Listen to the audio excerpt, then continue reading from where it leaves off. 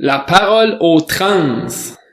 Bonjour à tous et bienvenue à ce nouvel épisode de ma podcast, La parole aux trans. Dans cet épisode, j'avais expliqué comment est né le climat de transphobie actuel, des manifestations anti-trans qui ont lieu présentement à travers le Canada et de leur impact sur le bien-être des personnes trans. Le mouvement de haine anti-trans qu'on connaît aujourd'hui a débuté aux États-Unis en 2016, avec la nomination de Donald Trump comme candidat républicain à l'élection présidentielle.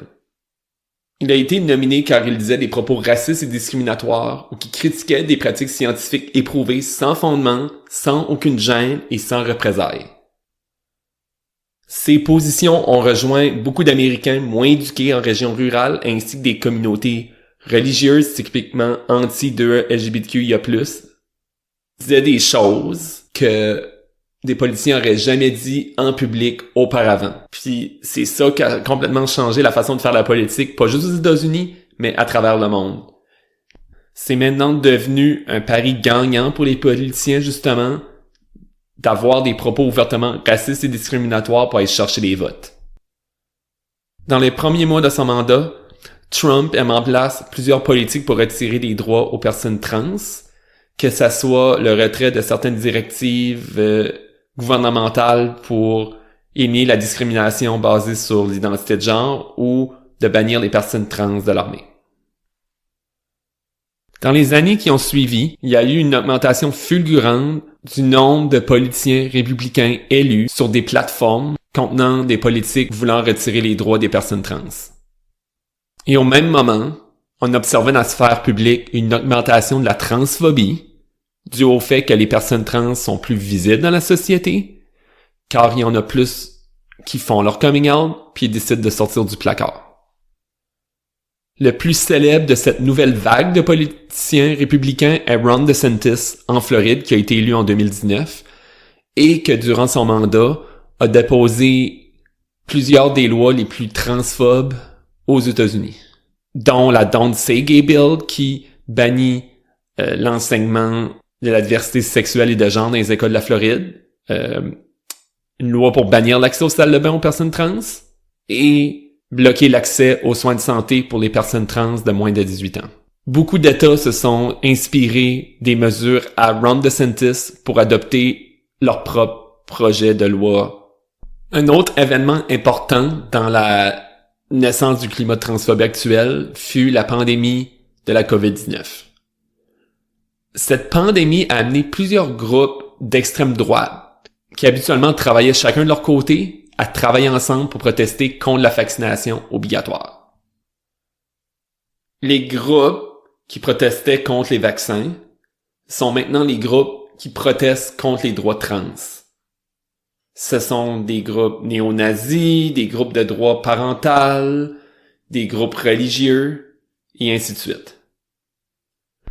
En mettant toutes leurs ressources ensemble, ils ont pu augmenter considérablement la quantité de bruit qu'ils font, donc plus de visibilité médiatique, et surtout, ils ont utilisé les médias sociaux pour mener des campagnes de désinformation sans précédent, comme on avait rarement vu auparavant.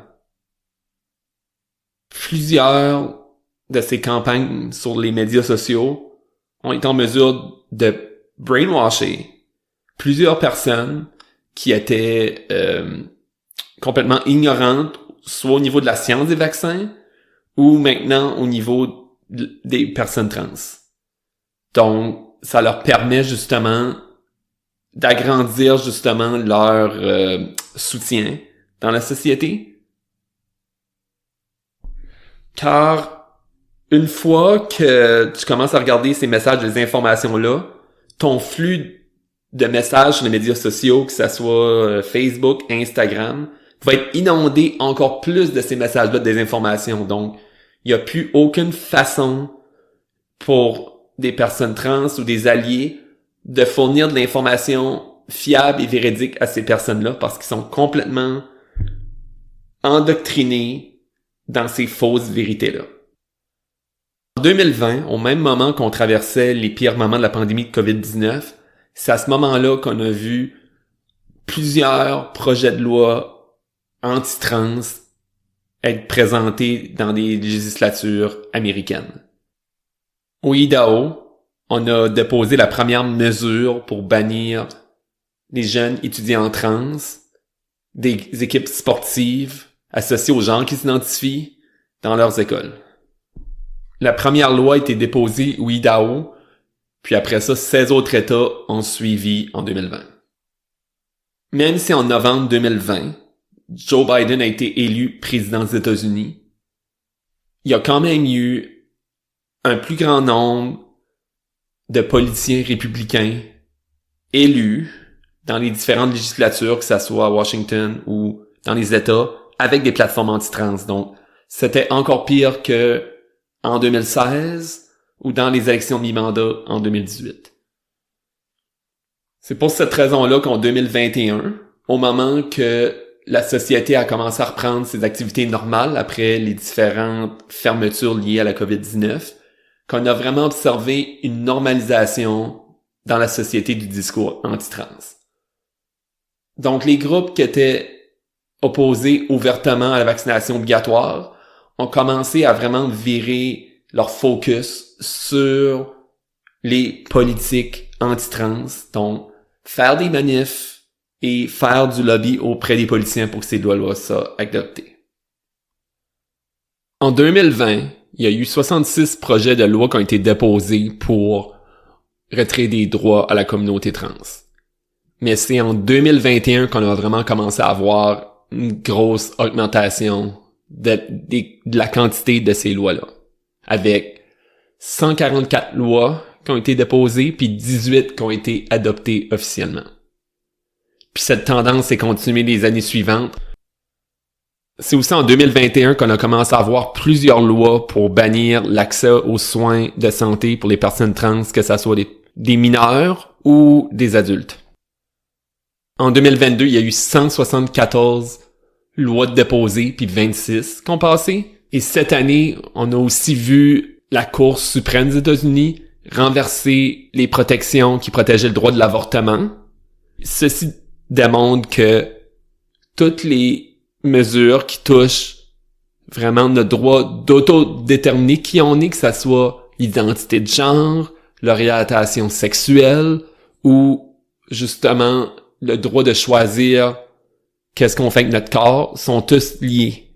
Puis la plupart des groupes qui manifestent contre les droits des personnes trans, ça va être les groupes qui vont s'attaquer à l'avortement ou à la diversité d'orientation sexuelle.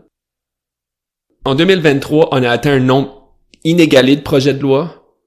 L'année est pas encore finie, puis on est déjà rendu à 568 lois déposées, 83 qui ont été adoptées. C'est 3 fois plus qu'en 2022. Donc on voit comme en un an, l'augmentation des projets de loi anti-trans est fulgurante aux États-Unis. Et c'est vraiment effrayant. Donc là, si je reviens justement au Canada, le mouvement de haine anti-trans a vraiment pris son envol en 2022, quand on a commencé à reprendre nos activités normales après la COVID-19. La première cible a été les activités de Drag Storytime organisées dans nos bibliothèques à travers le Canada. C'est des activités qui se déroulaient depuis des années dans nos bibliothèques sans protestation et qui sont très appréciées de plusieurs parents. J'ai déjà été à plusieurs Drag Storytime, puis je peux vous dire que les artistes de drag sont vraiment bonnes à raconter des histoires. Ce sont des belles histoires pour enfants qui promouvent vraiment des belles valeurs d'inclusion et de diversité, pas juste pour la communauté de LGBTQIA+, mais pour tous. Maintenant, il y a des protestations à presque tous les Drag Storytime organisés dans nos bibliothèques d'un océan à l'autre. Puis il y a aussi les artistes de drag qui sont régulièrement visés par des menaces de mort, puis il y a eu plusieurs événements de drag qui sont annulés, ce qui les prive de leurs revenus. Cette semaine, il y a eu un spectacle de drag qui a été annulé dans le nord du Nouveau-Brunswick parce que les artistes et les promoteurs du spectacle ont été visés par des menaces de mort. C'est important de comprendre que les artistes de drag puis la communauté trans font le même combat, puis c'est important qu'on est tous solidaires un de l'autre, parce que tout ce qu'on veut, c'est d'être nous-mêmes.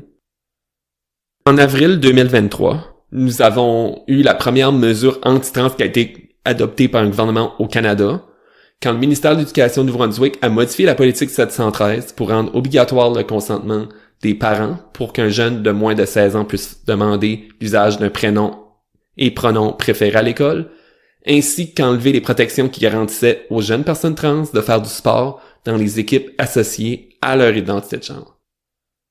En août 2023, le gouvernement de la Saskatchewan a adopté des mesures similaires que le Nouveau-Brunswick et en plus banni les groupes de défense des droits de LGBTQIA+, d'aller faire des formations dans les écoles et a aussi donné l'option aux parents de retirer leurs enfants des cours d'éducation sexuelle et d'identité de genre. De plus, si le gouvernement conservateur est réélu en Saskatchewan, il y aura des mesures similaires qui seront adoptées dans cette province. Donc, on voit la même progression au niveau de l'adoption de lois retirant les droits des personnes trans qu'aux États-Unis. Ça débute petit, puis ça fait boule de neige par la suite, puis ça augmente de manière exponentielle. On voit aussi au Canada qu'il y a plus de politiciens qui expriment des propos, que ce soit racistes, homophobes ou transphobes. Par exemple, au Nouveau-Brunswick, le premier ministre Glenn Higgs a à maintes et maintes reprises fait de la désinformation ou tenu des propos transphobes à l'Assemblée législative, tout comme Bill Hogan, le ministre de l'Éducation, et Chris Austin, le ministre de la Justice.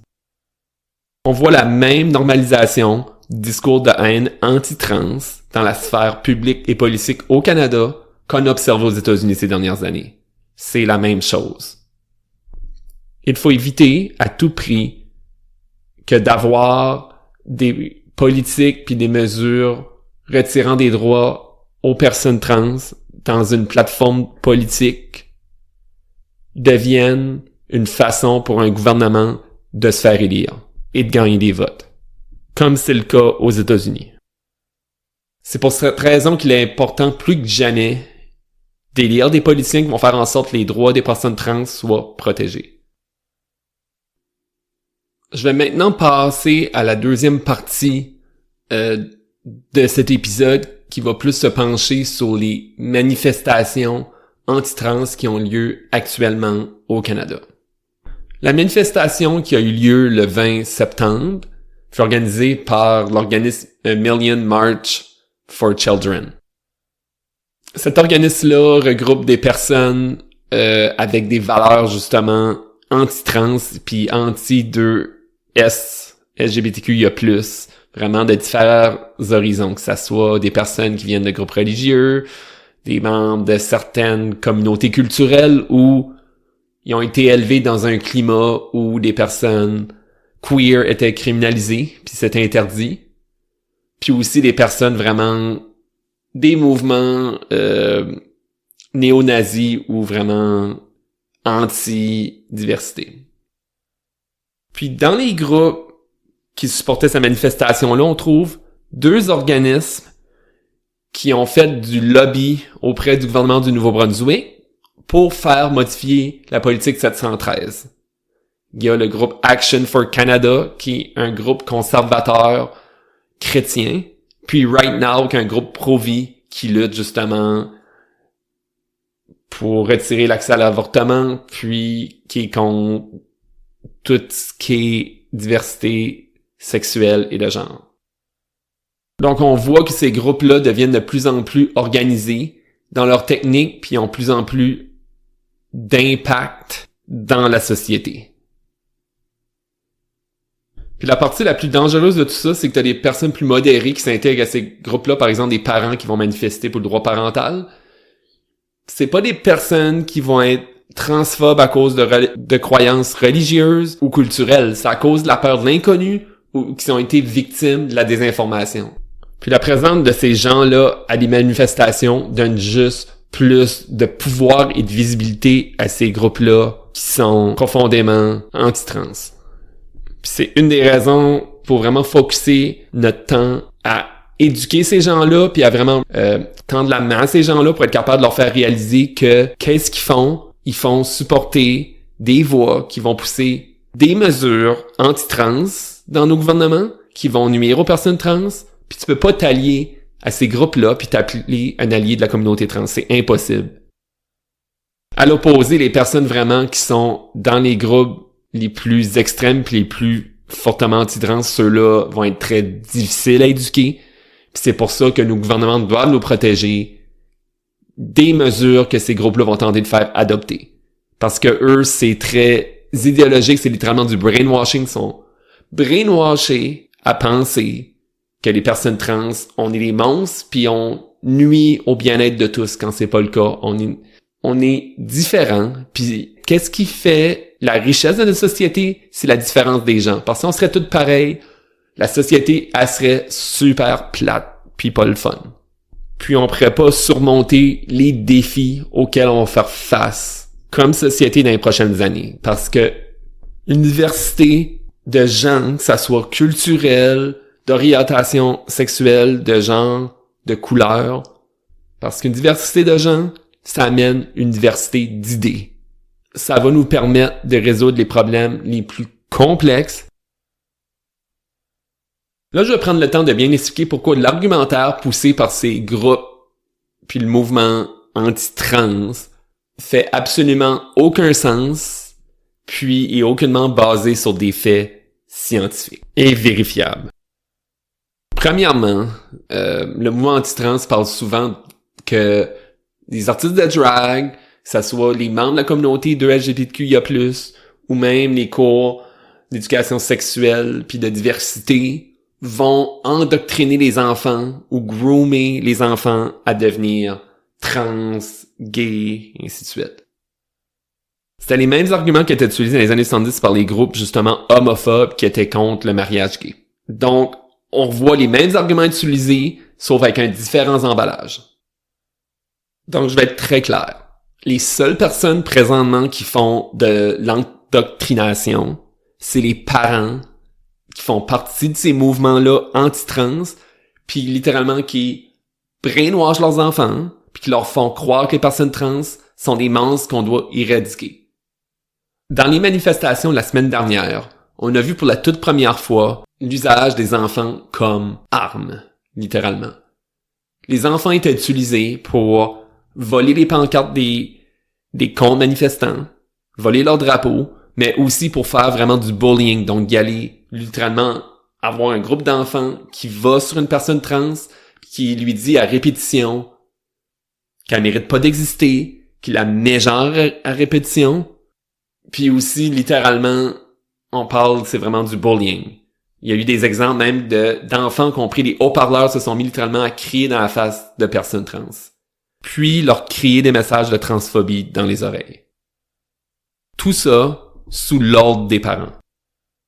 On a présentement des enfants qui font partie de ces mouvements-là anti-trans à cause de l'endoctrination de leurs parents, qui vont y aller, justement, manifester contre d'autres enfants qui, eux, sont soit alliés de la communauté ou qui sont trans.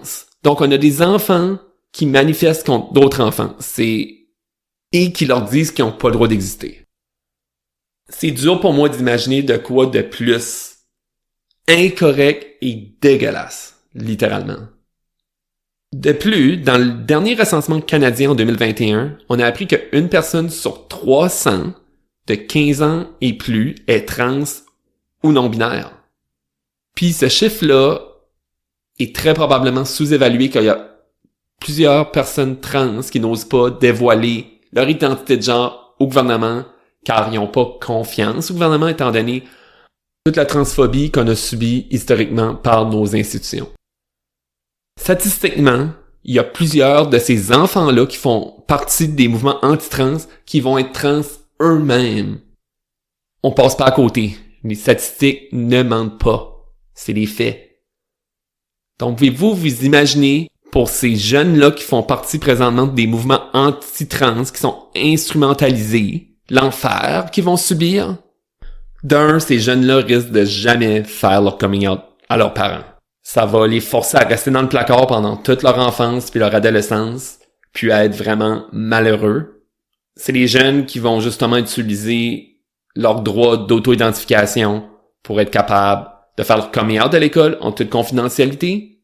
sans que les parents soient au courant, mais il n'y a rien d'idéal là-dedans. Là. C'est des jeunes qui vont souffrir à cause de valeurs anti-trans de leurs parents. Le deuxième argument qui est souvent amené, c'est « let kids be kids ». Laissons les enfants être des enfants. La position du mouvement anti-trans ne pourrait pas être plus loin du point de laisser les enfants être des enfants. C'est important que les enfants puissent explorer et découvrir leur identité de genre en toute liberté et à leur rythme. Donc, si t'as un petit gars de 5 ans qui veut faire de la danse, laisse-les faire de la danse. Si t'as une petite fille de 5 ans qui veut y aller jouer au hockey, laisse-les jouer au hockey. J'ai fait attention de prendre 2 exemples de sports qui sont très stéréotypés, masculins et féminins.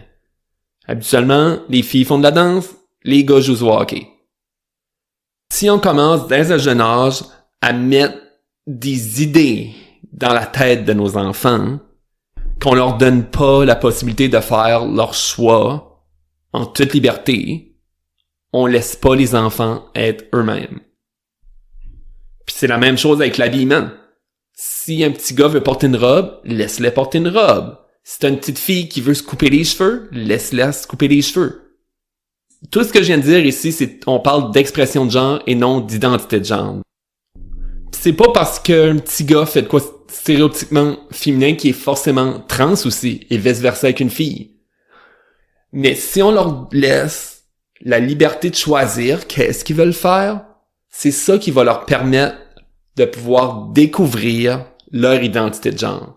Puis si on laisse l'enfant faire ses choix, ça va aussi créer un climat d'inclusion à la maison, puis ça va amener le jeune à faire le coming out à ses parents et à pouvoir vivre dans le bonheur. Puis je vais amener cette notion-là aussi de choix à l'existence de la communauté trans et à sa validité. Donc, si t'es un parent, puis tu dis à ton enfant qu'être trans, c'est une maladie, puis c'est le mal incarné, donc ça va faire en sorte que il va se conformer à l'image que les parents veulent qu'il respecte. Ça va créer justement de l'homophobie et de la transphobie internalisée. Ça va faire en sorte que l'enfant va avoir beaucoup de difficultés à se donner le droit de même explorer son identité de genre. Si à un moment donné, il découvre des choses vraiment qui fitent pas avec l'identité de genre qui a été assignée à la naissance. Donc, ça va être très néfaste pour sa santé physique et mentale. Un autre argument fréquemment utilisé, c'est le droit des parents. Un parent peut pas décider si son enfant est trans ou non. C'est pas comme acheter un char puis tu peux décider « Ah, j'achète une Mercedes ou j'achète une Hyundai ». Ça marche pas de même. Les enfants sont pas non plus des articles matériels qui appartiennent aux parents. Ils ont leur propre conscience, puis ils ont leurs droits, comme n'importe quel être humain, qui mérite d'être respecté. Donc, c'est pour cette raison que, comme parents, il faut faire tout en sorte pour que notre enfant soit heureux puis qu'il puisse s'épanouir dans la vie, peu importe son identité de genre. La politique 713, comme bien d'autres politiques adoptées à travers le Canada, a été rédigée par des experts. On se doit de laisser les experts faire leur travail quand ils élaborent ces politiques-là. Puis si les experts disent que les enfants doivent avoir le droit de faire leur coming out sans consentement parental à l'école, il faut avoir ces politiques-là en place parce qu'on sait jamais si notre enfant est trans ou non, puis on veut que nos enfants soient heureux. On veut pas qu'il y ait une mauvaise santé mentale et physique, puis on veut pas non plus qu'ils soient à risque de suicide. C'est la moindre des choses. Quand je vois des enfants dans les manifestations-là qui sont utilisés comme instruments pour aller intimider les personnes trans, ça montre à quel point ces parents-là abusent totalement du fait qu'ils soient parents de ces enfants. Il y a aussi un discours autour, justement, qu'il faut pas avoir d'éducation sur l'orientation sexuelle puis de l'identité de genre à l'école parce que ça va rendre des enfants gays ou trans. Première chose, l'éducation sexuelle de genre donnée dans les écoles ne touche pas juste l'orientation sexuelle et l'identité de genre, elle va aussi toucher tout ce qui touche d'avoir du sexe en sécurité, la notion de consentement, c'est quoi un viol? Donc ça, c'est toutes des choses qui sont super importantes à apprendre, pas juste pour les personnes de la communauté 2LGBTQIA+, mais aussi pour les personnes cisgenres hétéros. De deux, tous ces cours-là d'éducation sont basés sur les recommandations des experts, puis c'est tout le temps de l'information qui est appropriée pour l'âge de l'enfant. Donc, on parle pas de la transidentité de la même façon à l'âge de 5 ans qu'on en parle à l'âge de 12 ans. C'est important que n'importe quel enfant sache que être trans ou être gay, lesbienne et ainsi de suite, ça existe. Parce que si jamais l'enfant a des pensées ou des comportements qui le laissent penser qu'il est trans ou qu'il est gay, ça va lui démontrer que c'est une identité tout à fait valide dans la société, puis il n'y a pas besoin d'avoir honte ou de garder ça dans le placard. La manifestation qui a eu lieu le 20 septembre a eu un impact important sur la santé mentale des personnes trans. Indépendamment si elles étaient présentes à une des manifestations ou qui n'ont juste entendu parler à la télévision ou dans les médias sociaux.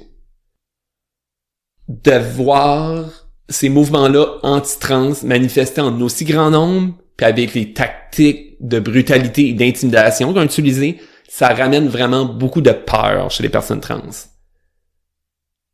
Pour moi et beaucoup de personnes trans que je connais, ça nous a ramené une peur de sortir de la maison. Juste le fait de marcher à l'extérieur, on a beaucoup plus peur maintenant. On a peur d'avoir quelqu'un qui nous lance des insultes transphobes à n'importe quel moment ou juste même littéralement de se faire battre. C'est ces peurs-là, on dirait qu'ils sont revenus en force. Ça va faire en sorte que plusieurs personnes trans vont rester dans le placard. Ça nous ramène à tous, comme personnes trans, des idées sombres, ou même ça peut nous amener dans des idées noires comme avoir des pensées suicidaires. Comme dans mon cas, le jeudi matin, il arrivait un moment où c'était vraiment très noir dans ma tête. On dirait que j'avais cette vague-là de transphobie dans la tête qui... J'entendais toutes ces personnes-là, dans ces manifestations-là que j'avais vues à la télé, me dire que j'avais pas le droit d'exister, mais mes genres à répétition, puis juste de voir tous ces jeunes-là, avec un haut-parleur me crier dans la face puis me bullier, même si c'est pas moi qui l'ai vécu, mais de voir certains de mes amis vivre ça, c'est devenu très noir dans ma tête. C'est difficile pour une personne trans de vivre dans une société où que tu vois tout ce mouvement-là anti-trans gagner en popularité puis en pouvoir. Puis après ça, c'est dur de se dire que la société veut de nous. On dirait que tous les messages qu'on voit, c'est comme on devrait pas être là. Puis ça, c'est vraiment difficile à vivre. Cette peur-là atteint un tel niveau que je me sens plus à l'aise de même aller manifester pour défendre mes droits, étant donné que les tactiques que le mouvement anti-trans utilise sont tellement brutales que pour moi, ça me rendrait beaucoup trop vulnérable à être intimidé ou brutalisé par un groupe de personnes, encore plus des enfants, puis ça pourrait vraiment me ramener à des événements traumatiques que j'ai vécus dans le passé à l'école. De vivre cette haine-là anti-trans en personne lors d'une manifestation serait extrêmement néfaste pour ma santé mentale. Ceci m'amène au dernier point de cet épisode, qui est de comment supporter nos personnes trans dans le climat de haine actuel, puis comment, comme allié de la communauté trans, on peut aider à faire renverser la vapeur, puis freiner cette transphobie-là. De un, le premier geste que vous pouvez faire, c'est dire aux personnes trans que vous connaissez qu'on les aime puis qu'on les apprécie. Pour moi-même, d'entendre ça, ça fait vraiment une différence, surtout quand t'as tous ces messages-là de transphobie qui te rentrent dans la tête puis qui se deviennent noirs dans ta tête, c'est très facile de se sentir seul. Il faut éduquer et sensibiliser son entourage. C'est important de promouvoir un climat d'inclusion, autant à la maison que au travail ou dans les équipes sportives ou dans les autres groupes qu'on participe. Encore plus important, il faut aller voter et élire des politiciens qui vont défendre les droits des personnes trans puis mettre des mesures en place pour protéger les droits des personnes trans. Comme personnes trans, ça nous prend des alliés qui vont s'exprimer quand ils vont observer des actes transphobes autour d'eux. Parce que, comme personnes trans, on se retrouve souvent tout seul à se défendre, puis d'avoir d'autres personnes qui vont venir à leur défense, dans ces situations-là, ça va faire une grosse différence. Puis pour terminer, ça nous prend des alliés qui viennent assister aux manifestations et événements organisés par les membres de la communauté 2 LGBTQIA+, pour défendre les droits de la communauté trans. Parce qu'on est rendu à un point que même comme personne trans, je me sens pas en sécurité. C'est trop dangereux pour moi d'aller à ces manifestations-là. Ça prend des alliés en grand nombre aux manifestations puis qui viennent envoyer le message que la transphobie n'a pas sa place dans la société, peu importe sa forme. Nous avons maintenant atteint la fin de l'épisode. J'espère que vous en avez appris plus sur le climat de haine anti-trans qui règne actuellement dans la société, les dangers pour la communauté trans de ce mouvement et comment aider les personnes trans dans ces moments difficiles et combattre cette vague de transphobie-là. Je vous invite à vous abonner à mon podcast sur Apple Podcasts, Amazon Music, Spotify et Google Podcasts et à me suivre sur Facebook et Instagram. N'oubliez pas qu'une société plus inclusive pour les personnes transgenres profite à tout le monde. Merci et à la prochaine.